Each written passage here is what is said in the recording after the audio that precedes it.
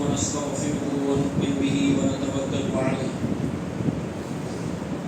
ونعوذ بالله من شرور أنفسنا ومن سيئات أعمالنا من يهده الله فلا مضل له ومن يضلل فلا هادي له واشهد ان لا اله الا الله وحده لا شريك له واشهد ان محمدا عبده ورسوله اما بعد يا ايها الذين امنوا اتقوا الله حق تقاته ولا تموتن الا وانتم مسلمون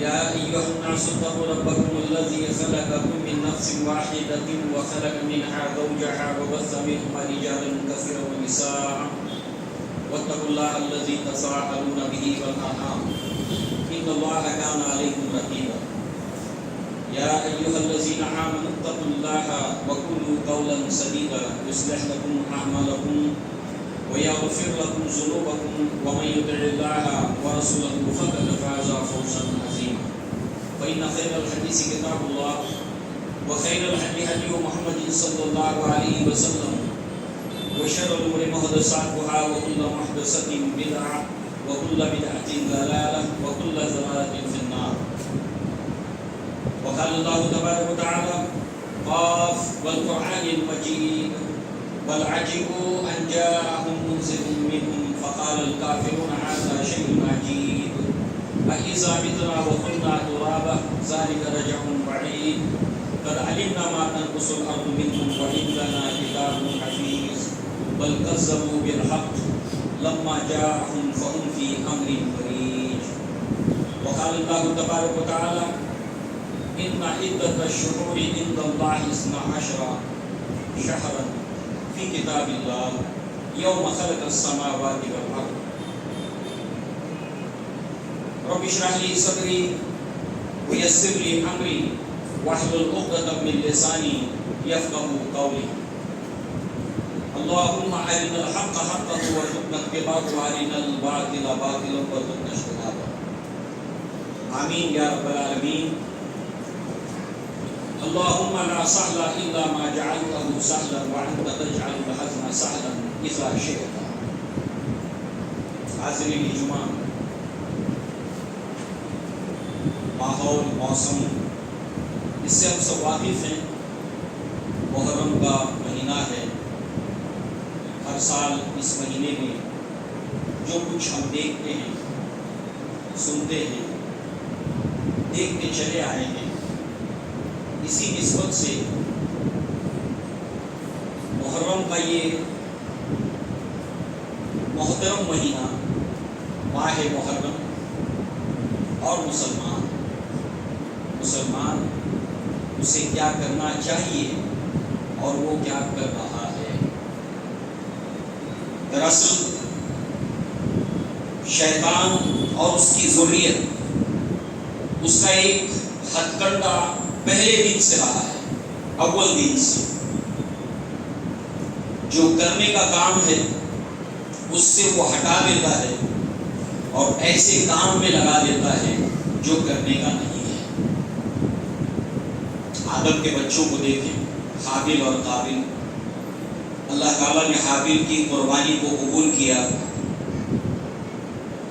قابیل کو یہ دیکھنا چاہیے تھا کہ میں کون سا کام کروں کہ اللہ تعالیٰ میری بھی قربانی ایسی ہی قبول کرے جیسے حابیل کی ہے بجائے وہ کرنے کے اس نے اپنے بھائی ہی کو قتل کر دیا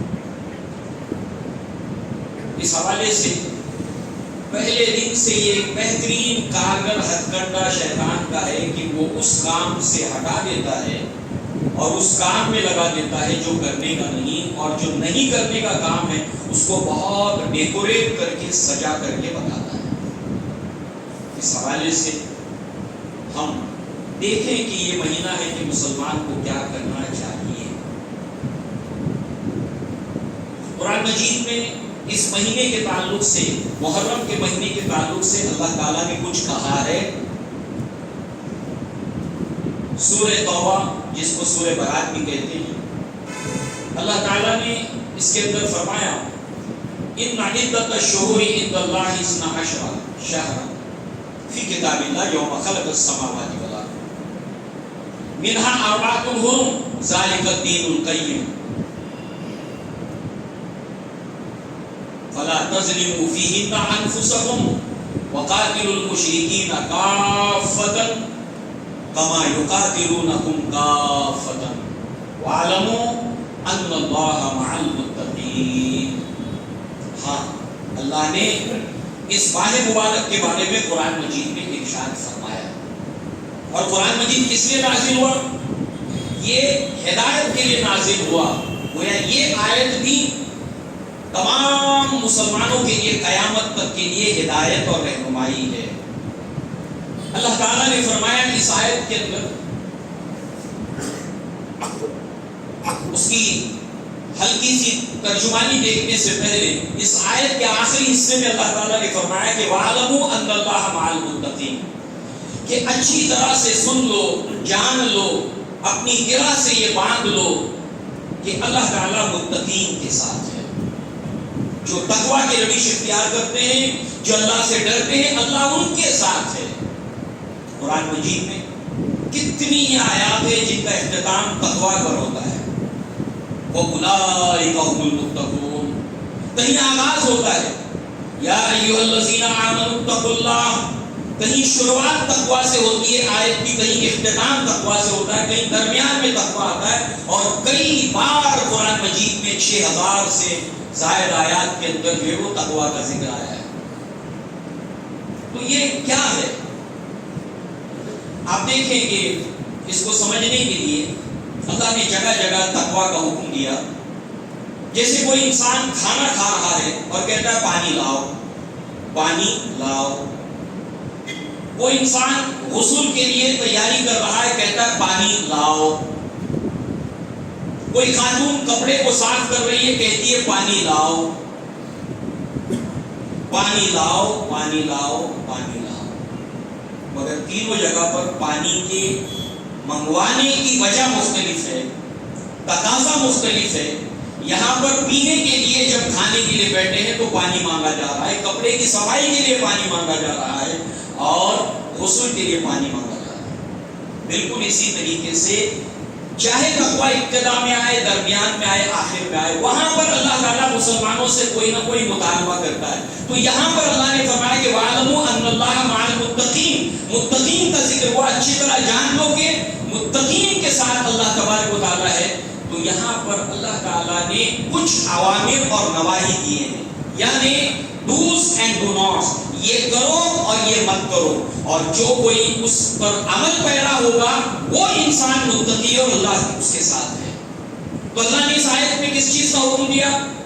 اللہ نے سب سے پہلے یہ بات بتائی کہ اللہ کے نزدیک مہینوں کی گنتی 12 ہے. اللہ کے نزدیک مہینوں کی گنتی 12 ہے،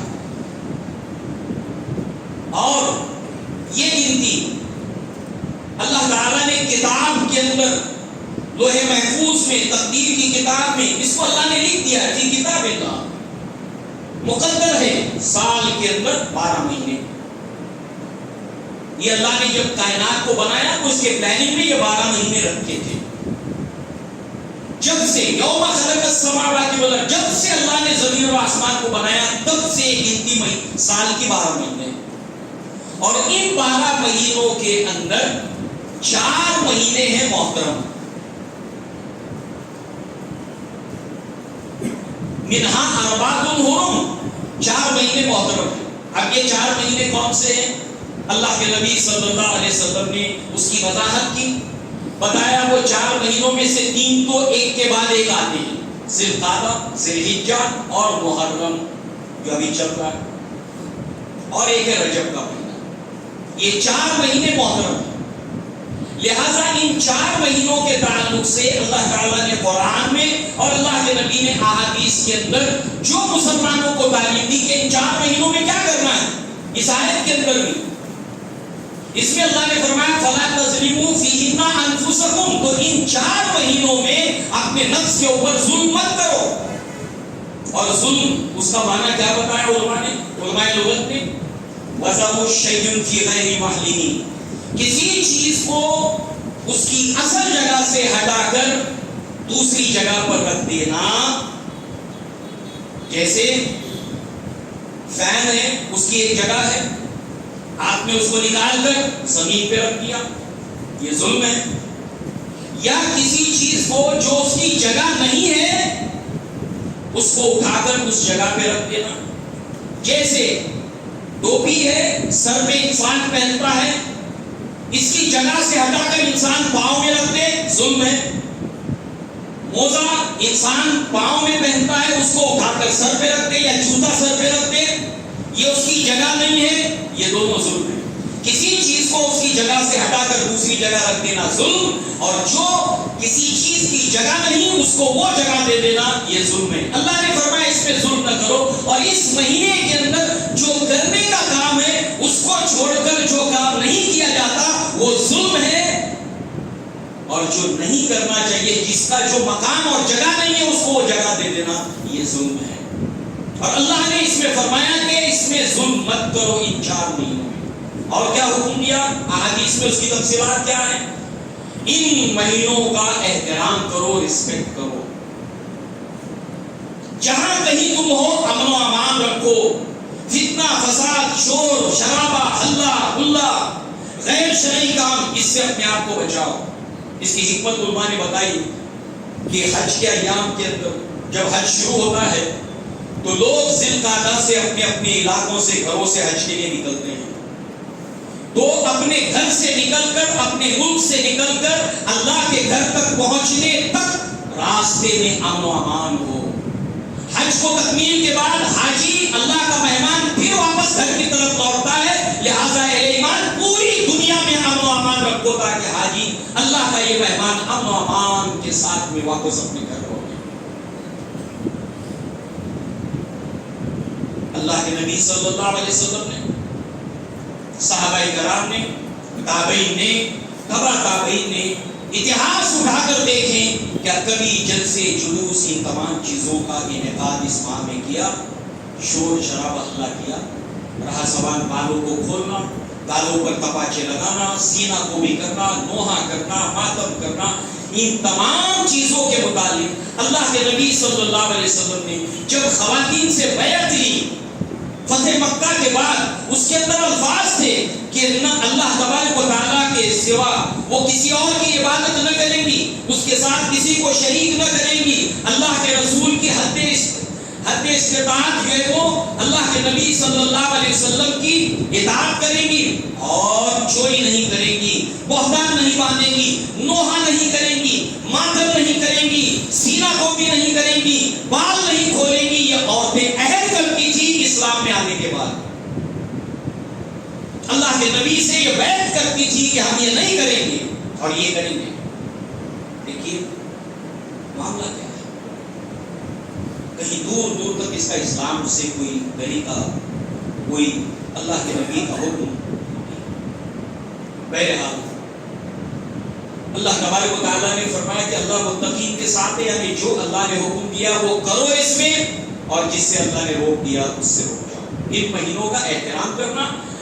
ابن عباس رضی اللہ عنہما فرماتے ہیں کہ مسلمان کو 12 مہینوں میں نیکیاں کرنی ہے، بھلائی کے کام کرنے ہیں، مگر خاص ان 4 مہینوں کے اندر نیکیاں زیادہ کرنی ہیں۔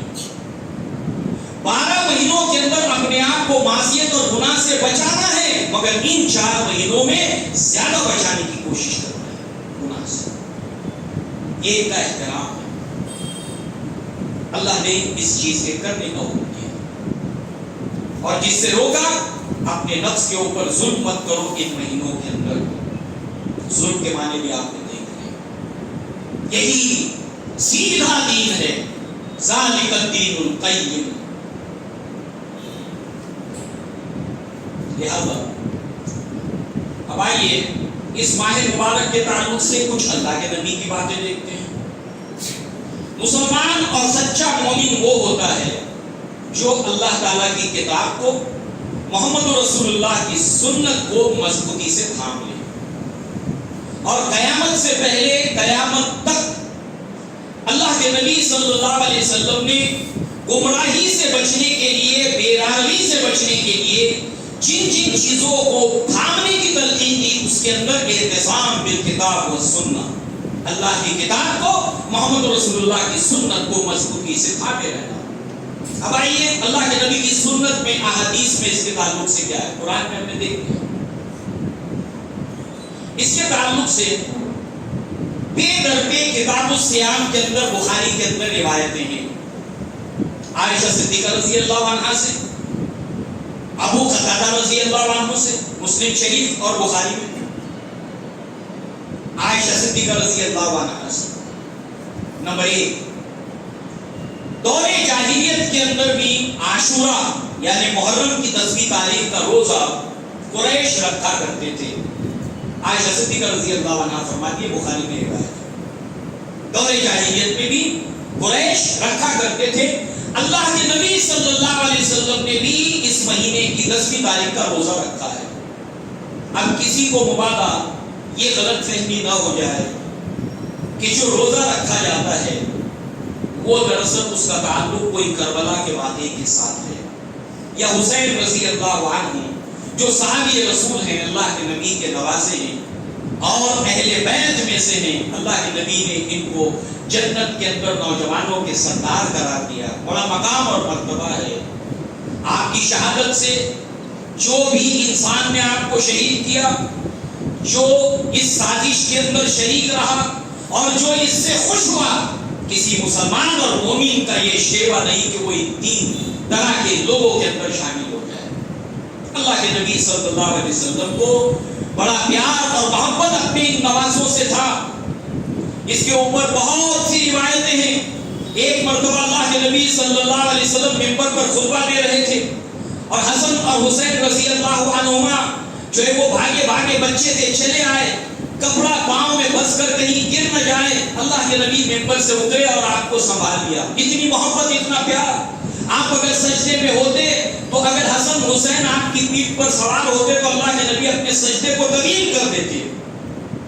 تو کوئی مومن، کوئی مسلمان جو سچا مسلمان ہے وہ کبھی بھی جس نے قتل کیا، جو اس سازش میں شریک ہوا اور جو آپ کی شہادت اور قتل سے خوش ہوا، ایک مومن کو کبھی خوشی نہیں ہوتی۔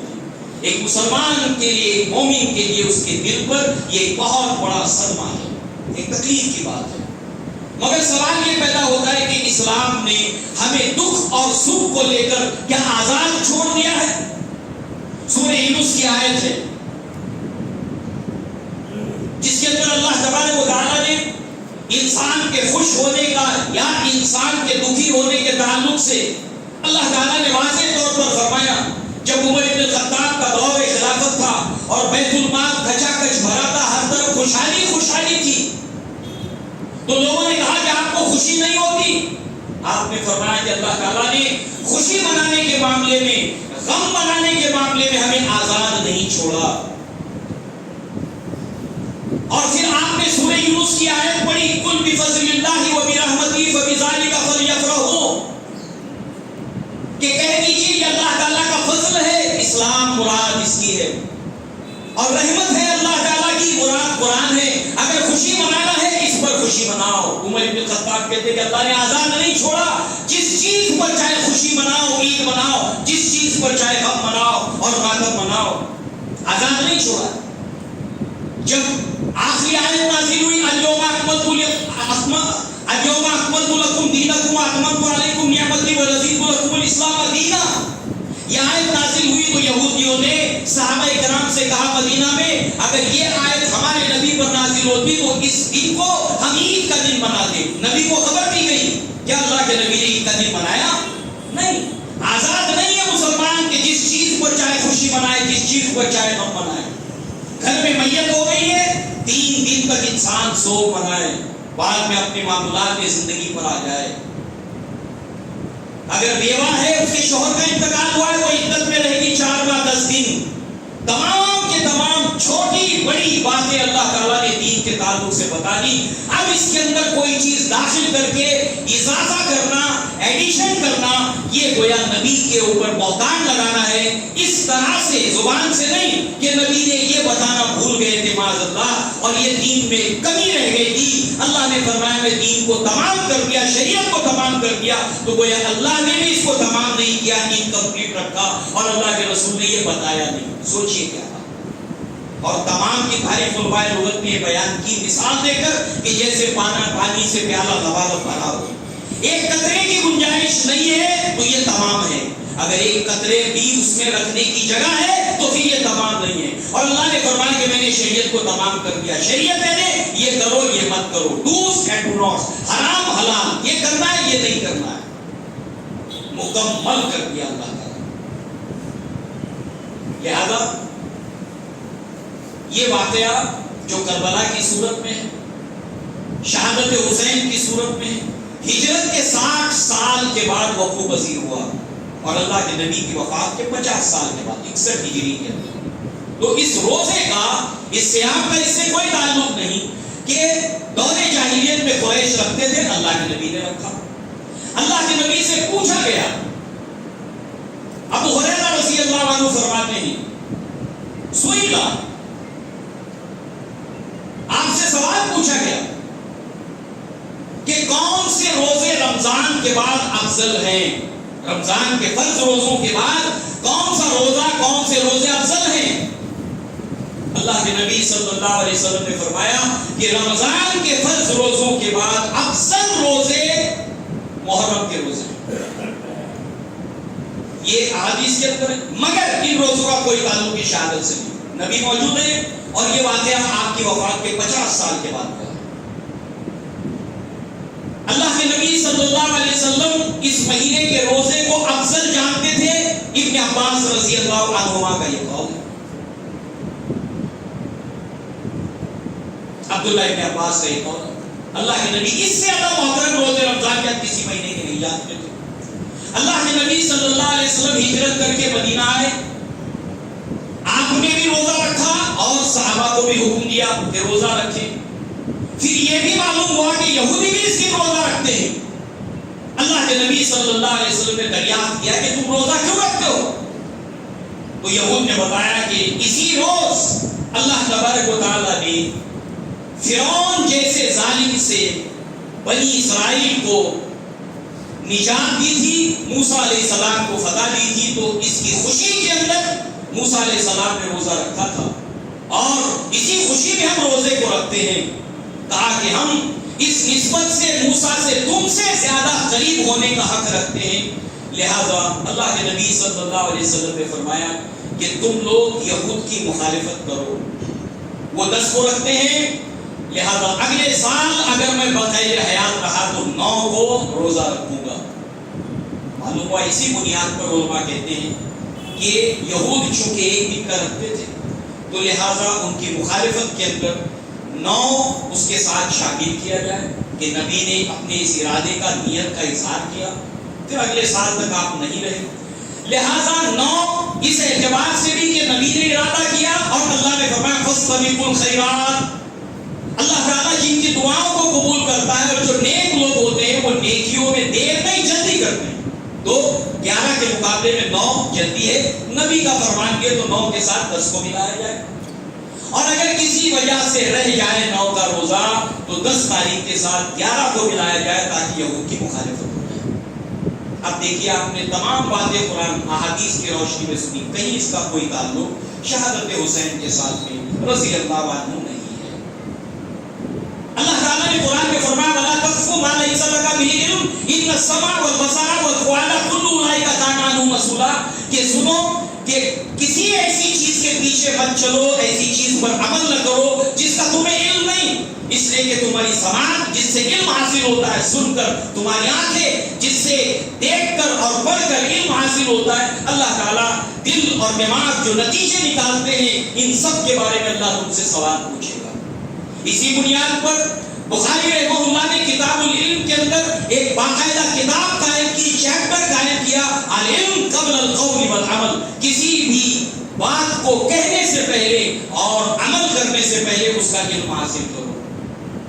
علم کی روشنی میں ایک مسلمان زندگی گزارتا ہے، دین دنیا ہر معاملے میں، لا علمی میں نہیں، جہالت میں نہیں۔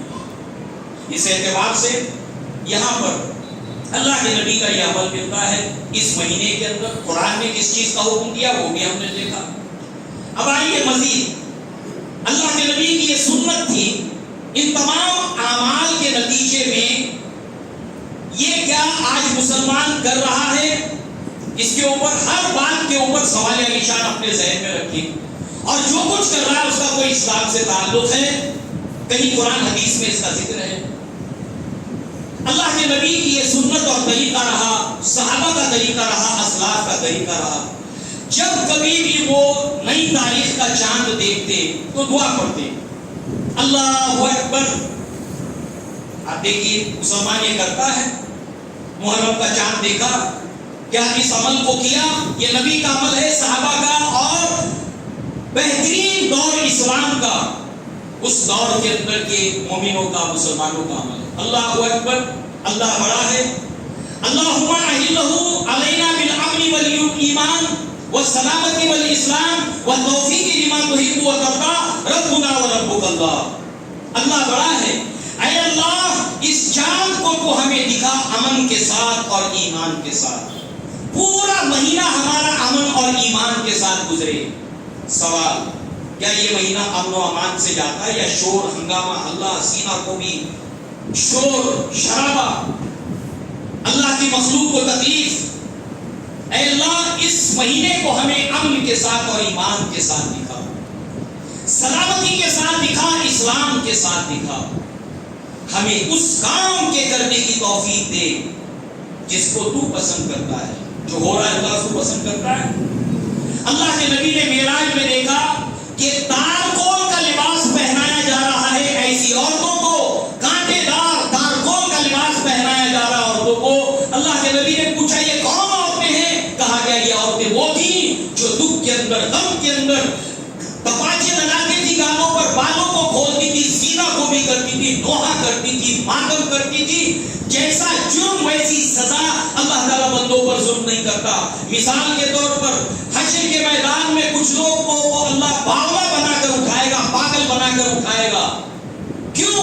اس لیے کہ یہ وہ لوگ تھے جو سودی کاروبار کرتے تھے، اور سودی کاروبار کرنے والا دماغ سے کیلکولیشن کرتا ہے، اتنا آیا، اتنا گیا، اتنا سود ملا، اتنا دماغ سے کیلکولیشن کرتا، اللہ اس کو باولا بنا کے اٹھائے گا۔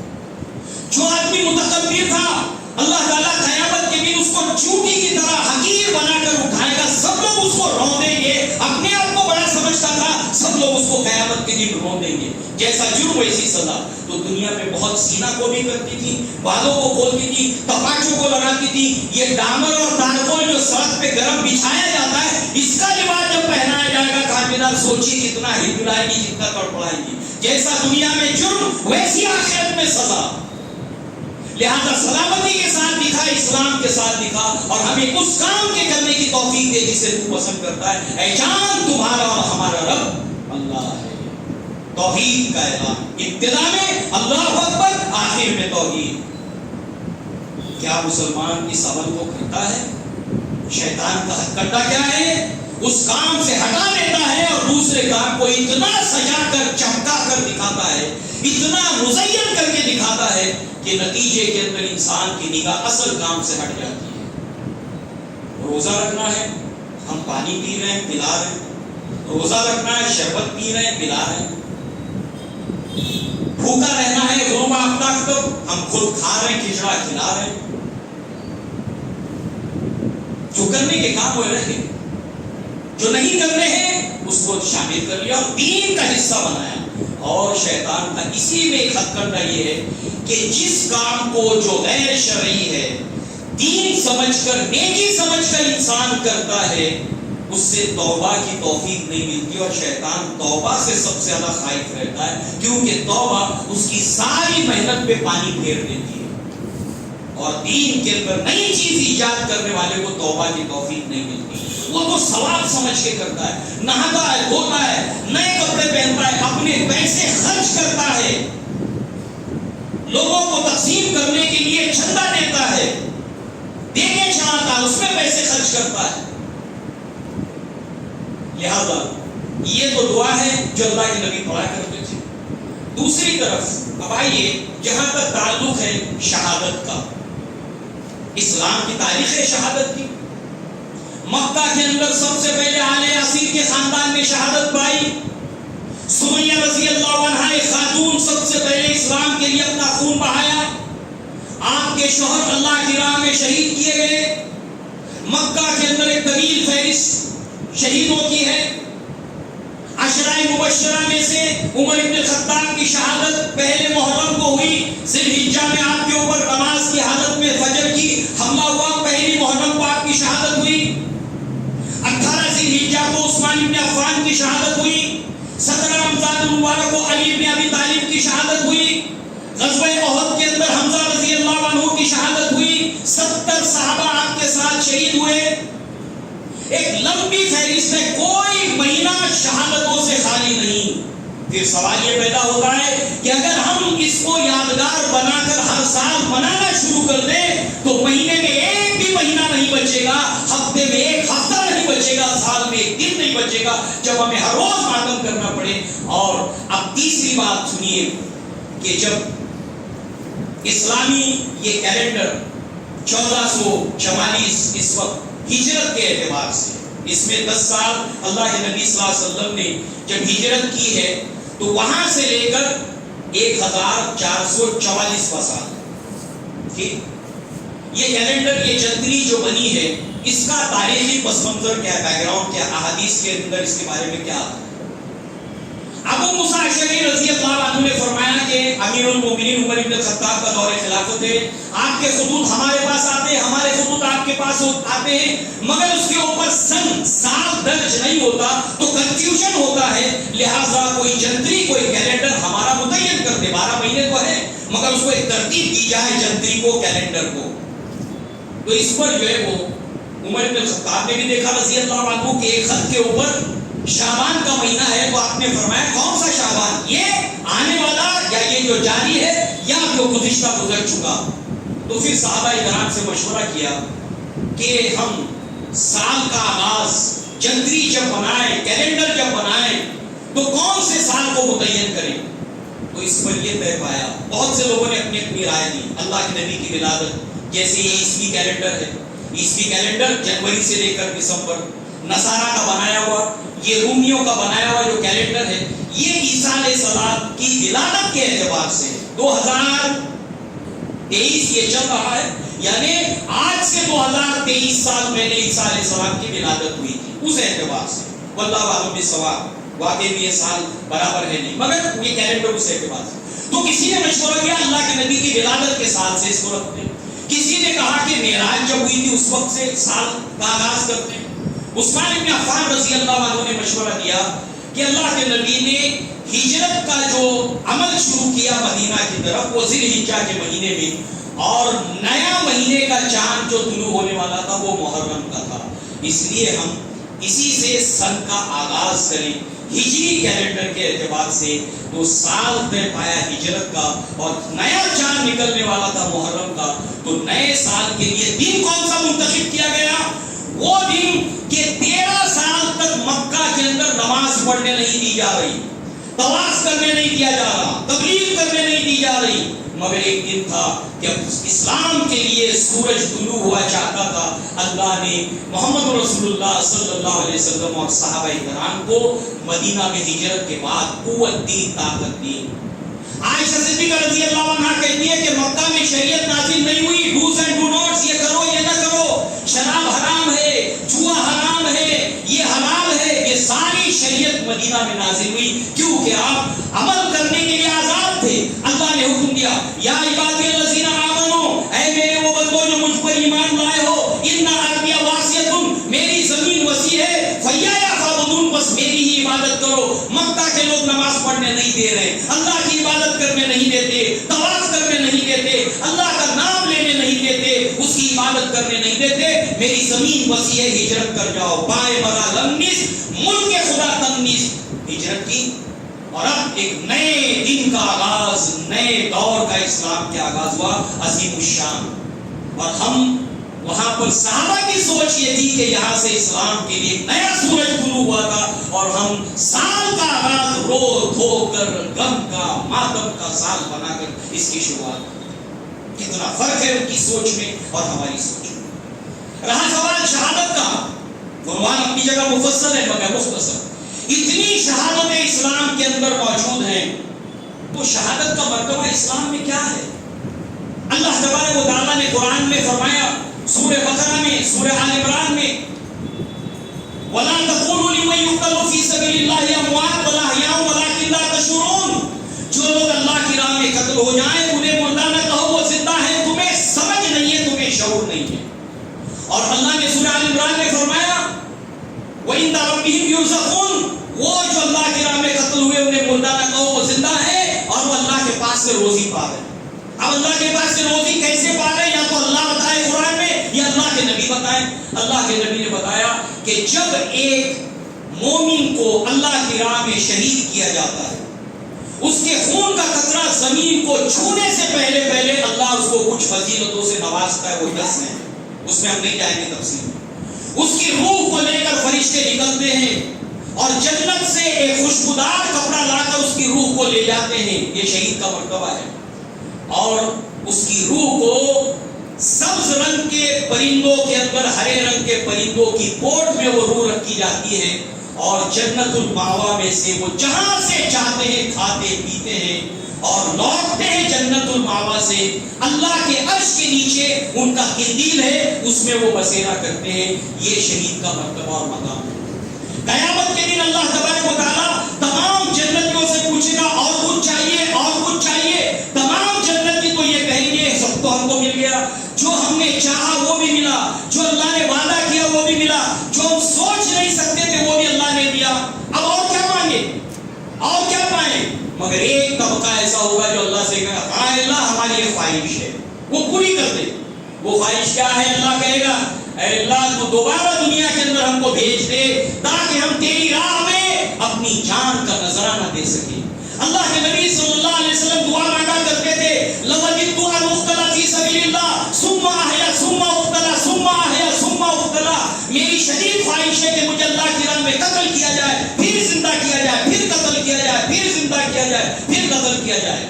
اللہ کے نبی نے عمر بن خطاب کو دیکھا کہ سفید لباس آپ پہنے ہوئے بڑا جچ رہا تھا آپ پر، کہا یہ نیا ہے؟ کہا نیا نہیں ہے، میں نے دھو کر پہنا ہے۔ آپ نے دعا دی البس جدیداً کہ نیا پہنو، وعیش حمیداً قابل تعریف زندگی گزارو، وامت شہیداً اور اللہ تمہیں شہادت کی موت دے۔ عمر بن خطاب دعا مانگا کرتے تھے اللہ تو مجھے موت دینا نبی کے شہر میں اور شہادت کی موت، اللہ نے دی۔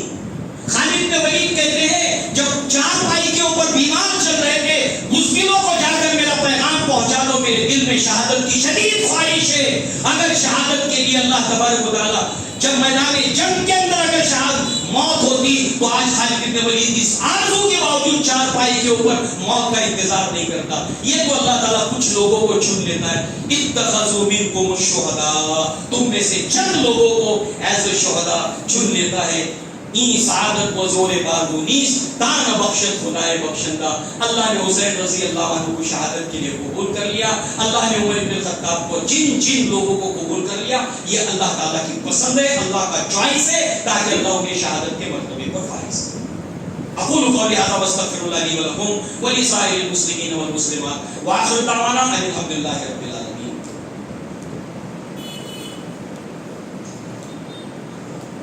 إن الحمد لله نحمده ونستعينه ونستغفره ونؤمن به ونتوكل عليه ونعوذ بالله من شرور أنفسنا ومن سيئات أعمالنا من يهده الله فلا مضل له ومن يضلل فلا هادي له وأشهد أن لا إله إلا الله وحده لا شريك له وأشهد أن محمدا عبده ورسوله أما بعد إن الله وملائكته يصلون على النبي يا أيها الذين آمنوا صلوا عليه وسلموا تسليما اللهم صل على محمد وعلى آل محمد كما صليت على إبراهيم وعلى آل إبراهيم إنك حميد مجيد اللهم بارك على محمد وعلى آل محمد كما باركت على إبراهيم وعلى آل إبراهيم إنك حميد مجيد إن الله يأمر بالعدل والإحسان وإيتاء ذي القربى وينهى عن الفحشاء والمنكر والبغي يعظكم لعلكم تذكرون واذكروا الله يذكركم وادعوه يستجب لكم ولذكر الله أكبر والله يعلم ما تصنعون۔